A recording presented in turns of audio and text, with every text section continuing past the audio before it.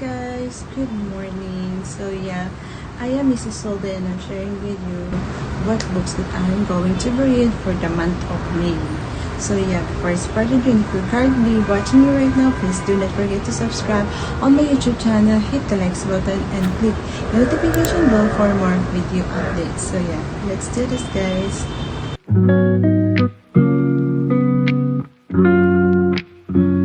So yeah guys, let me share with you what books that I'm going to read for the month of May.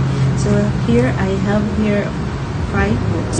So yeah, hindi ako masyadong na-updated vlog for reading kasi I'm busy at work guys. So medyo mahirap ang work natin kasi I am an ICU nurse for baby. So pag day off, tulog lang ako, especially pag sleep off lang.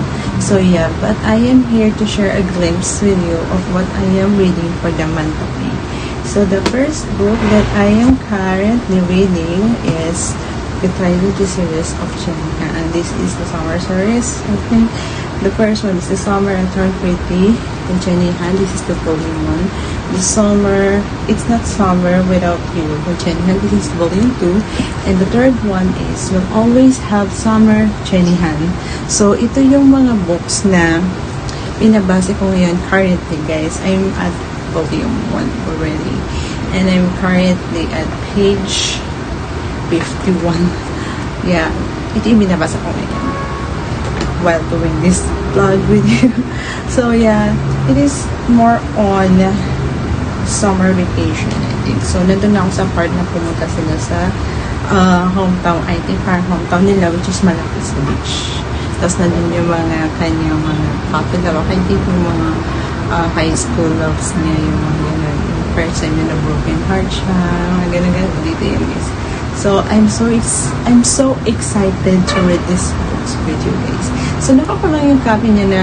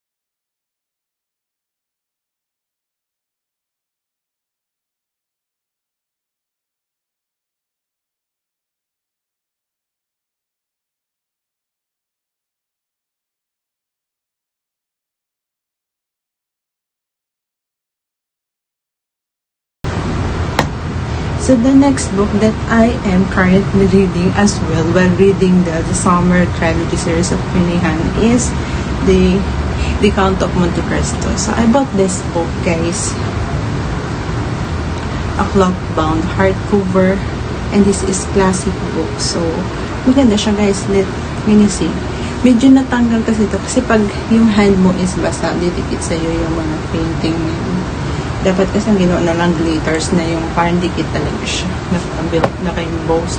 Pero maganda yung book guys. Pero kung travel kayo, maganda to. Pero madali siyang masira. I think sa mga book ends, yun, madali siyang masira. Kasi kahit mahal siya, para siyang for me, this is the third book expensive for the Count of Monte Cristo guys. Kasi yung very expensive is the gold pages guys. Yung talagang pinaka-deluxe na. Then the second one, and then ito yung pangatlo sa pinakamahal na book. Pero I highly recommend kung kayo ay madali makasira ng book, yung isa na bilhin, yung hardcover guys. So since wala yung available sa fully book, naghanap ako ng sa ibang store. Pero nakita ko nag-available siya ngayon sa fully book, which is nag-sale siya. So this is the third of the most expensive book of the Count of Monte Cristo series. Yung mga iba't ibang world publisher na nag-publish. Pangatlo sa pinakamahal. So maganda yung story niya. Actually, binasa ko yung mga nasa introduction pa lang ako guys. Nasa introduction pa lang ako. Pero pinakita dito yung history ng book. paano siya ginawa, kung paano nangyari, paano nagkaroon ng Antikristo, ganyan. So, gusto kong namnamin kasi yung story niya, tsaka yung per pages guys. Kahit makapal siya, at least sulit naman ako sa pagbabasa. Ganun ako guys. So, hindi ako bumibili ng books, bumibili basta-basta ng books. Pinipili ko yung story kasi gusto ko nakalagay sa bookshelf ko yung mga gusto kong books, yung mga mamimintain ko hanggang pagtanda ko, ay anong pa yung story niya, maganda yung story niya. Kaya pag gusto kong nakikita yung bookshelf ko, ay ang ganda ng story na to, talaga. Kaya nandiyan sa bookshelf ko, hindi ko yung binibenta, collectibles ko. So, maganda itong books dito guys. Pati yung composition niya ng English in grammar section, maganda guys. I highly recommend this book's video. I am so excited to read this book video and I am so intrigued with this book guys. So yeah, I'm so excited.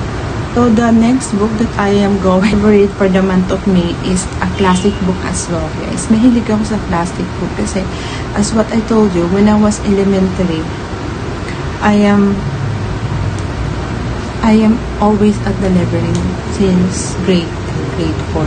So, kasi nung kami grade 4, nagkaroon kami ng mga obligation. Parang pinaghati-hati kami ng professor, ng advisor namin na dito ka sa library, dito ka sa backyard ng school, nung room namin para maglinis. Pero ako, naka-assign ako for the whole year sa library. Kaya sabi ko, nakita ko yung mga lumang libro, mga luma siya. Dati pa yung books nun is, para bang hindi siya nakabay, parang nakatahi lang na gano'n. Nakakita ko ng book na gano'n, guys. So, parang interest ako, saan ba ng mga books na to, gano'n. Hindi ko na alam kung nandun pa yun hanggang ngayon. Pero, ililinis ako ng mga estante ng library ngayon. So, here, I have here the last book to be read for the month of May.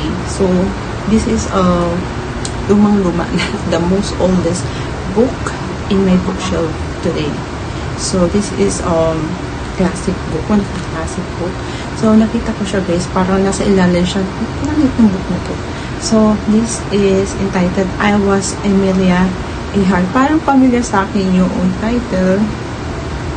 So, this is a novel guys. So, maganda siya guys, by Jane Mendelsohn. So, maganda yung story. Basahin natin sa likod. Ganito yung book dati. Nilagyan ko lang siya ng cover, ha. This is the story of what happened to me when I died. It also the story of life, my life, destiny, alchemy of fate, and luck. I think about it sometime under a radiant sun. Today, when I think of my former life, I think of it's a dream. It's the dream. I am another person. In the dream, I am most famous of Beatrix of my day. A heroine. I am Amelia Earhart. Parang familiar to. Parang familiar to sa'yo. So, nakuha ko siya ng hardcover, which is mura lang. So, tapos ito ko nakita, guys. So, this is in a hardbound copy, which is package siya talaga. So, black, white talaga. So, malinis pa siya. So, maganda siya.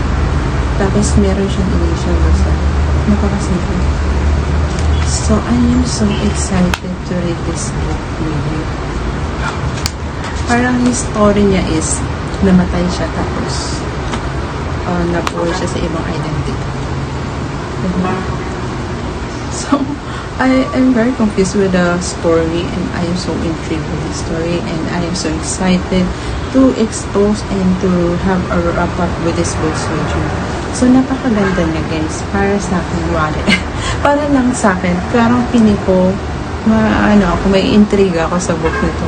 May intriga ako, matichismis today. Parang makukonsume ko ng isang araw sa pagbabasa nito. Kasi parang maganda yung story. So, maganda siya guys. Parang siyang pocket book. Napakaganda mo guys.